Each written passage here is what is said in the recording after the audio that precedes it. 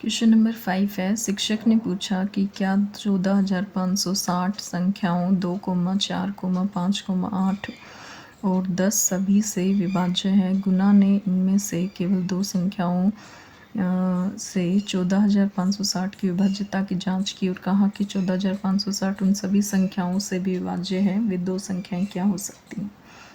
यदि कोई संख्या 8 से भाग होती है तो वो, क्योंकि 8 जो है वो 4 और 2 का मल्टीप्लिकेशन है, तो 2 और 4 से भी भाग होगी।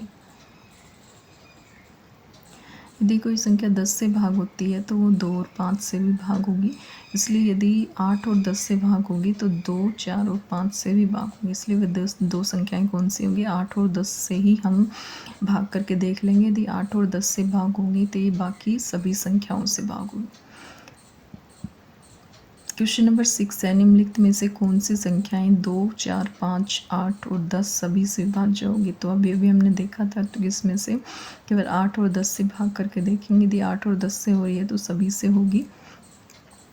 572 जो संख्या है वो, क्योंकि 10 से कोई संख्या वही भाग होती है जिसकी इकाई के अंक में 0 हो, तो 572 की इकाई के अंक में 0 नहीं है, तो ये 10 से भाग नहीं हो रही, तो ये किसी से हम कह देंगे कि ये सभी से भाग नहीं होगी। फिर है 2352, इसकी इकाई के अंक में भी 0 नहीं है, तो 10 से भाग नहीं हो रही, इसलिए सभी से भाग नहीं होगी। अगला है 5600, यह संख्या 8 और 10 से भाग होती है। 8 से कोई संख्या तब भाग होती है जब इकाई, दहाई और सैकड़े वाली संख्या 8 से भाग हो, और 10 से तब भाग होती है जब उसकी इकाई के अंक में 0 हो। तो 8 से हम इसको भाग करके देखेंगे। यदि ये 8 से भाग होती है तो ये संख्या सभी से भाग होगी। 6000 8 और 10 से भाग होती है, इसलिए सभी से भाग होगी।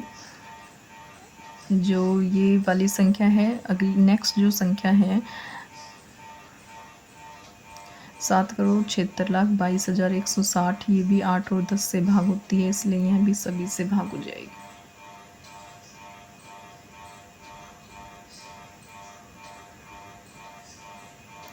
नेक्स्ट क्वेश्चन नंबर 7 है, दो संख्याएं जिनका गुणनफल 10,000 हो, दोनों संख्याओं का इकाई का अंक 0 नहीं होना चाहिए। तो इसके हम अभाज्य गुणनखंड निकाल के देखेंगे। जहाँ भी हमारे पास शून्य वाली संख्याएं ना आए वहीं पे हम स्टॉप कर देंगे।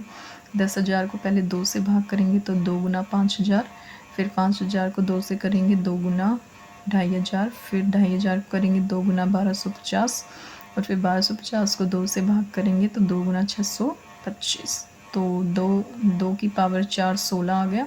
16 गुना 625, क्योंकि इसको यदि हम आगे करेंगे तो ये 5